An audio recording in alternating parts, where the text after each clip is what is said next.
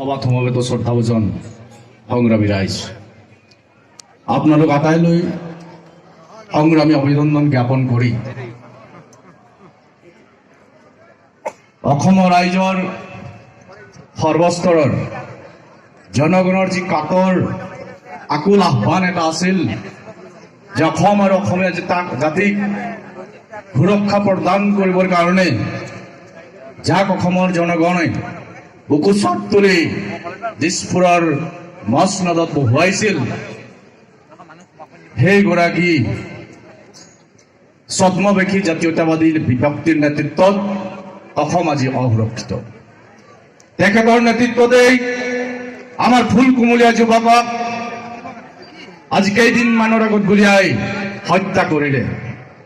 আমি এগৰাকী হত্যাকাৰীক দিছপুৰৰ মছনদত বহাব বিচৰা নাছিলো। আমি ভোটটো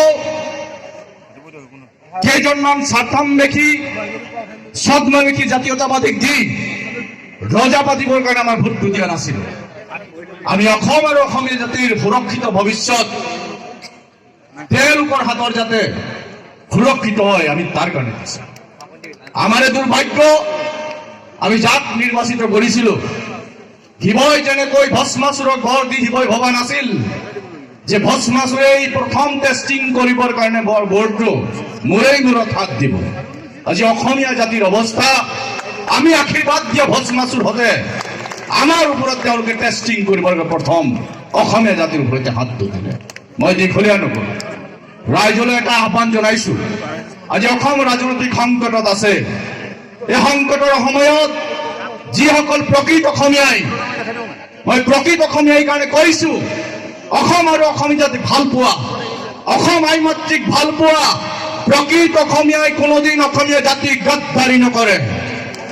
গদ্দাৰী নকৰা মানুহৰ নেতৃত্বত অসমৰ ৰাইজৰ সিদ্ধান্তবিলাক লোৱাৰ ক্ষমতা যেতিয়াক আমি ৰাজনৈতিকভাৱে দিব নোৱাৰো, আমি পুনৰ প্ৰতাৰিত হৈ এইদৰে অসমৰ ৰাজপথত খেলপথাৰত পুনৰ সমবেত হ'ব লগা হ'ব পাৰে। মই ৰাইজক আহ্বান কৰিছো, আমি নমৰালৈকে বাঘ হৈ থাকিব লাগিব। কাৰণ বাঘ নমৰালৈকে ঘাঁহ নাখায়, মৰাৰ পাছত হয়তো বাঘক ঘাঁহে খাব পাৰে। আমি ঘাঁহ নোখোৱা বাঘ হ'ব লাগিব। এক দ্বিতীয় কথা হ'ল, আমি ফেঁচা আৰু বাদুলি হ'ব নালাগিব। কাৰণ ফেঁচা আৰু বাদুলিৰ সংখ্যা অসমৰ ৰাজনীতিৰ পথাৰত বেছি হৈ যোৱাৰ কাৰণেই আজি আমি দুৰ্দশাগ্ৰস্ত সংকটজনক অৱস্থাত ৰাজনৈতিকভাৱে আছো।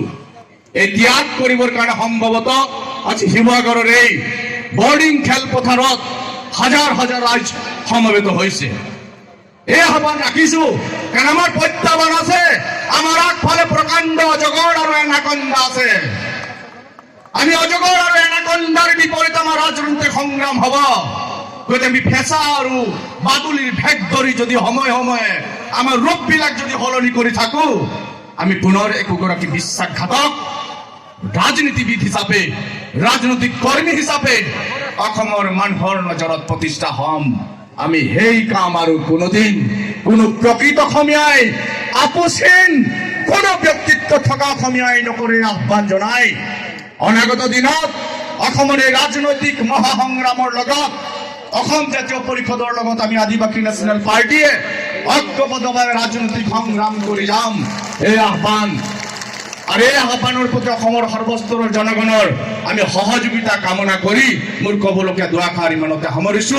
জয় আই অসম, জয় আই অসম, জয় আই অসম। ধন্যবাদ।